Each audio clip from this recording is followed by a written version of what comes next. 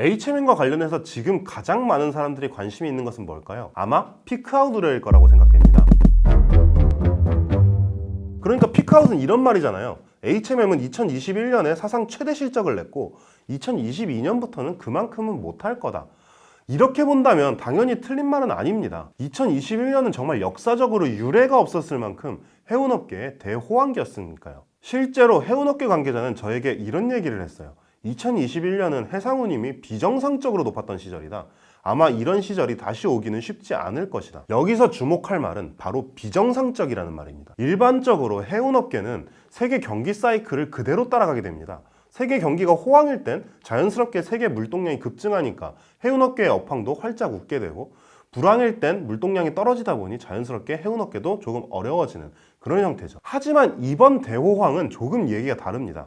실제로 HMM 관계자한테 물어봤을 때 2020년과 2021년 전체 물동량을 보면 오히려 평년과 비교해서 조금 낮은 수준이었다고 해요. 재밌는 것은 이 조금 낮은 수준이었던 물동량이 2020년 상반기에는 역대급으로 물동량이 없었다가 그때 숨죽이고 있었던 물동량들이 2020년 하반기부터 갑자기 미친 듯이 쏟아져 들어왔다는 겁니다. 그러다 보니 당연히 컨테이너선들이 부족해지고, 심지어 항구 적체 현상이 일어나면서 컨테이너선들이 전부 바다에 둥둥둥 떠 있다 보니까 컨테이너선 부족 현상은 더욱 심해지고, 이러면서 해운 운임이 말 그대로 폭발한 거죠. 우리가 보통 해운 운임을 이야기할 때 상하이 컨테이너 지수라는 걸 많이 보는데요. 이게 코로나19 이전에, 그러니까 HMM이 한참 어려운 시기를 보내고 있을 때 대충 한 7, 800 정도였거든요. 근데 올해 초에는 무려 5천을 뚫어버렸어요. 거기다가 심지어 딱 이때 이렇게 운임이 밀쳐 날뛰던 그때 HMM이 미리 주문해 놓았던 초대형 컨테이너 선박 HMM에게 딱 넘어옵니다. 운임이 미친 듯이 올랐는데 공급할 수 있는 컨테이너선의 선봉량은 갑자기 2배가 넘게 올랐어요. 심지어 운송량당 비용 효율이 무지막지하게 높은 대형선으로만요. 그야말로 HMM으로서는 노났다, 이렇게 표현할 수밖에 없는 상황이죠. 실제로 제가 물어봤는데 그야말로 하늘이 HMM이 잘 되라고 등을 떠미는 것 같은 그런 상황이었다. 그러니까 2020년, 2021년 HMM의 초특급 실적은 정말 모든 경우의 수가 HMM의 유리한 쪽으로 전부 맞아 떨어져 들어갔던 그야말로 비정상적인 호황이었다는 얘기입니다. 그렇다면 결국 HMM의 미래 이야기는 HMM이 이런 미쳐 날뛰는 호황이 아니라 해운업의 정상적 사이클로 돌아갔을 때 HMM이 계속해서 잘 나갈 수 있느냐, 이걸 살펴봐야겠죠. 여기까지 얘기하면 조금 불안하다고 생각하시는 분들이 많을 거예요. 그도 그럴 만한 것이 여러 가지 지정학적 분쟁들, 그리고 이에 따른 인플레이션, 이런 것들이 계속 터져 나오면서 현재 세계 경기가 침체기로 들어가고 있다는 것이 일반적인 분석이잖아요. 그렇다면 해운업 역시 불황에 빠질 가능성이 높겠죠. 그렇다면 HMM의 미래는 앞으로 어두운 터널 속으로 들어가고 있는 걸까요? 저는 확실하게 아니다 라고 말할 수 있을 것 같습니다. 왜냐? HMM은 이제 진짜 옛날에 그 안타깝던 현대상선이 아니거든요. 해운 전문조사업체 알파라이너에 따르면 2022년 9월 기준 HMM의 총 선봉량은 81만 8,075TEU로 세계 8위입니다. 세계 8위라고 하면 별로 안 높아 보이죠?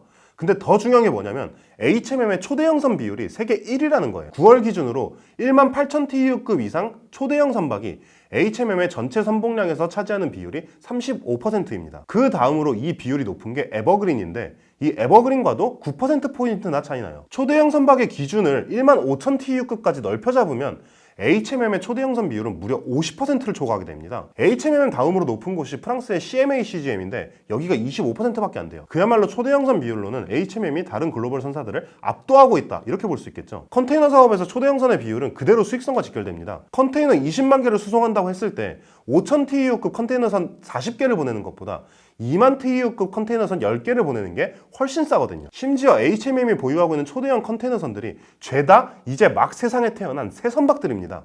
자동차에 비유하자면 정말 연비가 끝내주는 최신형 자동차로만 선단을 꾸리고 있는 셈이죠. 거기다가 스크러버도 있습니다. 지금 세계 각국의 환경 규제가 나날이 매서워지고 있기 때문에 대부분 선사들의 배들은 환경오염 물질을 조금 배출하는 값비싼 저유황유를 연료로 써야 되거든요. 그런데 HMM이 새로 받은 초대형 선박들에 달려있는 이 스크러버라는 물건이 뭐냐?